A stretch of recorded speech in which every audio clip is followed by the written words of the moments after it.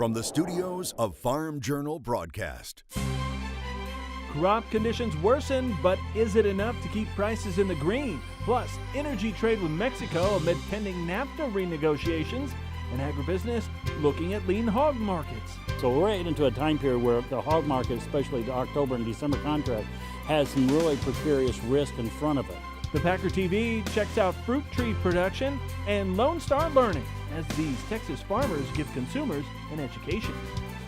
Ag Day, brought to you by the dependable, longest-lasting Chevy Silverado.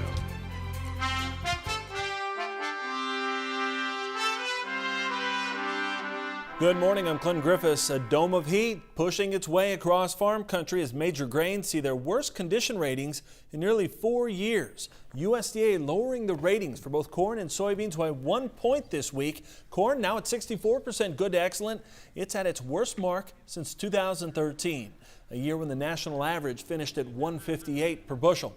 The falling conditions, especially in major grain growing states like Iowa, Nebraska, and South Dakota, markets are finding fresh reasons to trade modestly higher on Tuesday. That was an expected decline. Crop conditions generally do decline during this time of year. You know, we generally see our peak in June or early July, and then we kind of deteriorate through harvest. So it's not uncommon to see crop conditions deteriorate. And as a matter of fact, corn conditions are still above the 5-year average. Looking closer at the top 5 corn growing states, all 5 seeing a decline in their condition rating from last week. Iowa seeing a 6-point drop, Nebraska down 3, the rest are down 1. Now, as far as progress, those same states are all behind the 5-year average in the silking stage. Minnesota 15 points behind, and Iowa's off by 8. Illinois 5 points behind. Now, we talked with one East Central Illinois grower who received a nice rain last week. Top end yield potential is definitely gone. We still have potential for a good crop at this point. This rain came at a perfect time as we're pollinating. We need that moisture to fill. And on soybeans now, we're in R3, so we need the rain to start filling pods there as well. Turning to cotton, the nation's top cotton producing state seeing a 2-point drop in the positive condition rating. 49% of the Texas crop is now called good to excellent overall in the cotton belt. The rating dipped by a point to 60% good to excellent. However, several states seeing nice bumps. Louisiana's up by 8 points to 82. Mississippi's up by 6. 92% of the Oklahoma cotton crop is good to excellent. That's up 7. In Virginia, 90% up 6 points. As the White House releases its goals for a renegotiated North American Free Trade Agreement, the American Farm Bureau is urging the administration to protect the market gains for U.S. agriculture under NAFTA. Nebraska farmer Jason Perdue testifying Tuesday before a House subcommittee on the Trade Pact. He says NAFTA has been beneficial for farmers, ranchers, and associated businesses across the U.S., Canada, and Mexico for decades. Farm Bureau's priorities for a modernized NAFTA include updated science-based sanitary and phytosanitary rules, improved dispute settlement procedures for fresh produce, eliminated or reduced Canadian tariff barriers to dairy, including the barriers for ultra-filtered milk. Mexico, well, they're a big exporter of crude oil to the U.S., there's been a big shift in bilateral trade there. Data from the Energy Information Administration showing from 2006 through 2010, the value of U.S. energy imports from Mexico were 2 to 3 times greater than the value of U.S. energy exports back to Mexico. But that course has changed. For 2016, the value of U.S. energy exports to Mexico was $20 billion, while the value of imports from Mexico was about $9 billion. Energy Secretary Rick Perry on Thursday saying the U.S. wants stronger energy ties with Mexico. He spoke while visiting his Mexican counterpart, Pedro Caldwell, in Mexico City. Speaking at a joint news conference on bilateral energy plans, Perry said that the two countries plan to move the agenda forward. The work plan will identify concrete actions that we can undertake in 3 areas.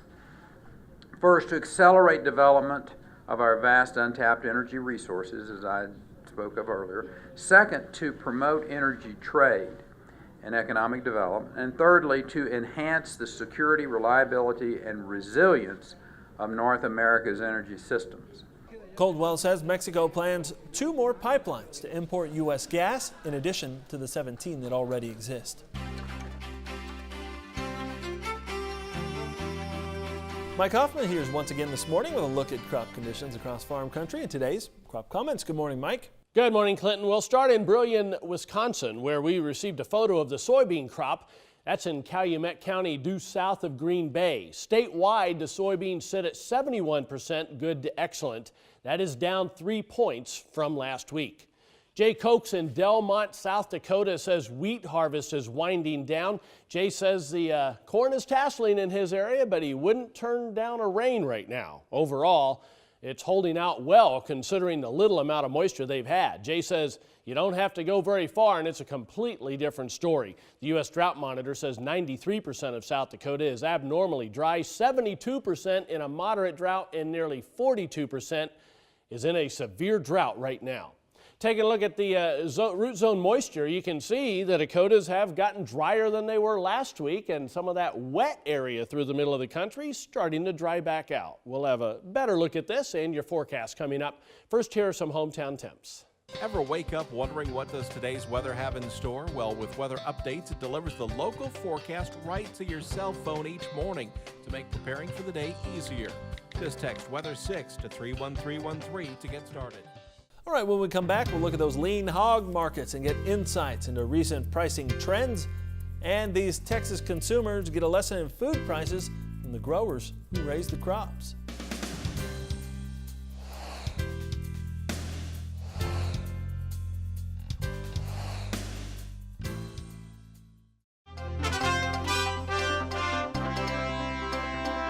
In agribusiness, the U.S. dollar falling to a 10-month low on Tuesday, bearing the brunt of a sell-off triggered by another setback to the administration's agenda and scaled back expectations for another rate hike from the Federal Reserve this year. The dollar index now at its lowest point since last September when compared to a basket of major currencies.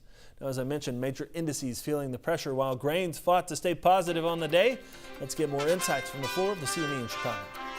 Corn market was mostly higher on Tuesday in what I would call a pretty erratic trading session. Corn futures in the December contract were 14 cents higher very early this morning and then sold off late in the day. So the December futures did trade as high as $4.02, above $4 for a point here early this morning. Early this morning, we were looking at a hotter and drier pattern for a lot of the Corn Belt. Those forecasts then shifted at midday and turned a little wetter, a little bit cooler. So we're seeing some volatile trade as a result of that. You know, with the weather forecasts go the markets this time of year, and today was really no different. Now, yield is really the name of the game here. What type of yield can traders punch into their balance sheets? And that's kind of what we're in the process of discovering here. You know, everyone's got an opinion. There are some people who believe that a trend line corn yield is still possible. I think a lot of people are starting to work with the idea that maybe we've got something just a little bit below that, perhaps in the upper 160s in terms of bushel per acre. Live cattle market was sharply lower here on Tuesday and has been pretty soft this week. As a matter of fact, our nearby August futures are trading more than $2 removed from Friday's settlement. So despite some better action in the cash cattle market last week, we were really unable to sustain a lot of last week's gains here this week. As a matter of fact, trading into some fresh multi-day lows here. The box beef market has been under pressure, and I think that's part of the problem with this cattle market. We've seen just a huge collapse in choice boxes. You know, we were in the 250s just 6 weeks ago, and we're down under 210 here in choice boxes as of this week. Again, Joe Vaklovic from CME Group here in Chicago. It seems America loves bacon, and that has pork belly prices near record highs, up roughly 80% this year. Meanwhile, those frozen reserves and cold storage are at lows not seen in 60 years. Market research firm Nielsen saying Americans bought 14% more bacon in stores during 2016 than they did back in 2013. Strong demand is helping keep that lean hog market relatively strong as of late. Well, Tyne Morgan talks trends in today's analysis. Tyne? Here now with Bob Utterback of Utterback Marketing. Bob, we've just seen some impressive hog prices this year. We know that we have plenty of hogs out there based on the latest Hogs and Pigs report. So is it just solely demand? Yes, it is. The demand has pushed expectations beyond. Now the problem is if the corn market is going to have influence on the hogs and the currencies, are going to have impact on foreign demand. So we're right into a time period where the hog market, especially the October and December contract, has some really precarious risk in front of it. And we have to be very defensive because seasonally, just like the corn highs are in July, the hog market has highs in June, July, and I think you better be very careful on how much risk you take for the last half of this year. I mean, seasonally, I understand that we usually put the highs in this market now, but I mean, have we really been in that normal of a pattern with these hog markets lately? I mean, are we kind of in uncharted waters right now? We're kind of, no, yes and no. Yes, we've been in uncharted water. Yes, we've had some better than expected demand show up.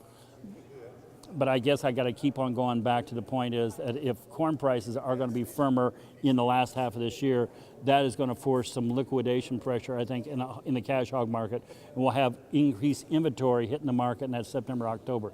So I think which long term is even more bullish for hogs. So I'd want to buy the hog market on a decent correction wave, but I don't want to buy hogs at this point. And that fall time frames when we have these pork processing plants coming online, so we know that there's somewhere to take these hogs, but is there someone there to buy? It's the question. That's going to be the question, yes. And where are you hopeful that maybe you could pick it up? It will have to be in the export market. It won't be in domestic market. It'll be in the export market. And I just don't like relying on that type of market to basically bail me out. So this is another classic case where I wouldn't want to be short cash. I wouldn't want to be short futures. I'd want to be long and in the money put and try to put myself in position to have a floor and get 50% of the rally if it occurs, if demand exceeds expectations. All right, Bob Utterback of Utterback Marketing, thank you. Stay with us. We have much more on Ag Day when we come back. To talk with Bob one-on-one, call Utterback Marketing Services, toll free at 800-832-1488. Are you a game changer? Know someone who is? Chevron is searching for those people that have made an impact on the industry. Share your nominee at chevrondello.com/gamechangers. Dello, let's go further.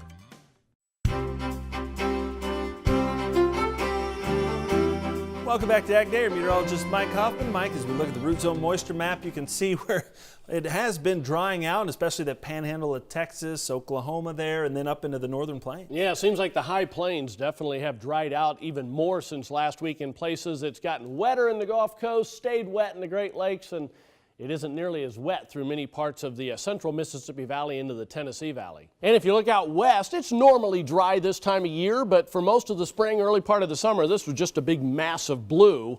And with that big ridge over the last 3 or 4 weeks, you folks are getting back closer to normal. Not as wet as it typically is. Now again, that doesn't mean it's wet out here. That's just a little bit more moisture than normal, which typically isn't a whole lot of moisture. Here's the weather map today. You can see a cool front through Florida. That will be the focus for some showers and storms. That'll take it a little bit farther south away from the Gulf Coast, although you'll still get the afternoon variety activity there. We'll put the maps into motion. And you can see the northern front kind of dips into the lower Great Lakes. That's where it's going to stall out for probably 3, 4, 5 days. And that's going to be the focus for showers and thunderstorms. Basically, now this could be some good news for the Dakotas if we can get some complexes to form up your way. A lot of times those form farther east, unfortunately, but those will ride along the front then off to the east, and that's something we'll have to watch. These are just hit and miss afternoon variety, typical thunderstorms for this time of the year in the southwest. Heading into the day tomorrow, you can see little waves moving along this stationary front. Those will be the focus for showers and thunderstorms as well. That'll increase your chances as these little waves kind of move along, and you can see moving through the day tomorrow, there's 2 of them along the front. One will be into the northern Ohio area by late in the afternoon. One will be into Iowa.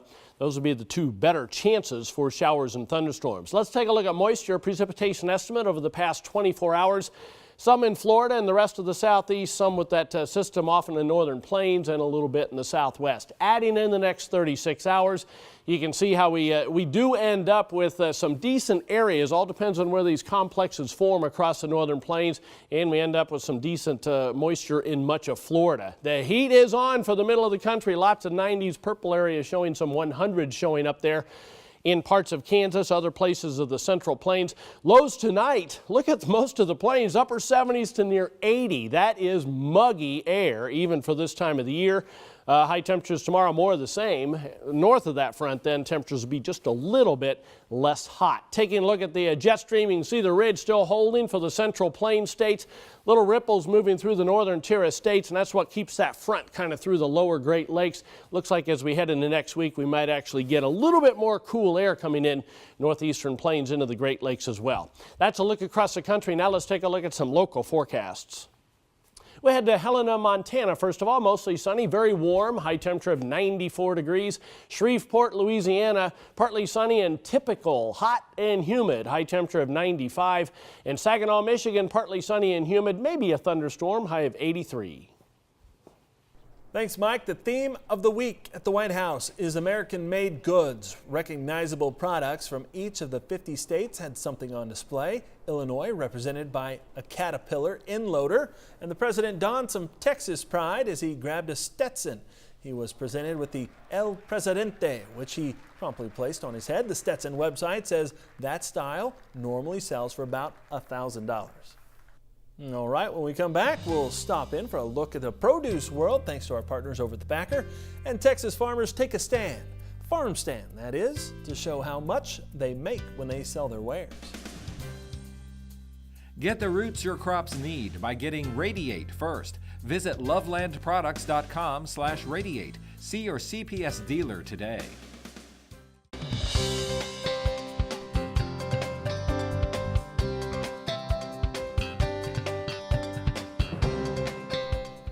On the Packer TV, trend watcher Nielsen says new numbers show the idea of sustainability does help sell produce. It says the average price for a product marketed as sustainable is 35% more than the average product. Now, Nielsen Product Insider adding that sustainable packaging materials, well, they're up 2.5%. Sustainable farming, which is classified by Nielsen as organic, GMO-free, or made with organic ingredients, well, that grew more than 11%. And sustainable production methods, including renewable energy and being sustainability certified, that increased more than 4%, all in the past year. Now, it appears New York's apple crop is rebounding from last year's smaller sized crop. A spokesman for the New York Apple Association telling our partners at the Packer that most growers are using the adjective good to describe this year's produce.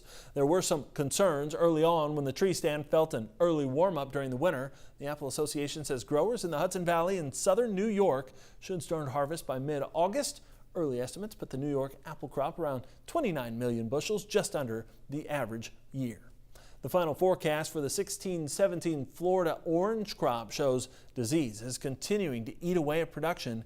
USDA now expecting nearly 69 million 90-pound boxes.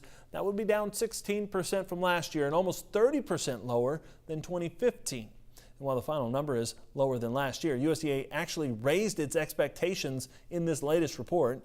California orange production, it was also lower this season. All right, next, we head in the country to Texas, where farmers are showing customers how much markup you pay at the supermarket.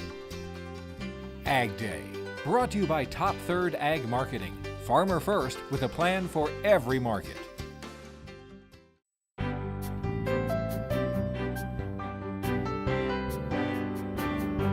In the Country, sponsored by Kubota. Discover the power behind the M6 series at Kubota.com. Or visit your local Kubota dealer today. A little change, a lot of food. Frio County farmers and ranchers put a unique spin on their downtown farmers market. Ed Wolf of the Texas Farm Bureau shows growers making fresh connections with customers. Fresh produce, good neighbors, Texas farmers. A perfect day in Frio County. Local growers wanted to connect with their community, so they set up a farmers market and invited everyone in town. And all they had to bring was a little change. Spread the notice on Facebook and telling everybody just bring your change out of your pickup. Bringing a bag of quarters, you can come by and load up on cantaloupes, green beans, squash, zucchini, okra for less than $5. The goal wasn't to make money, but to build relationships and put a face with their food.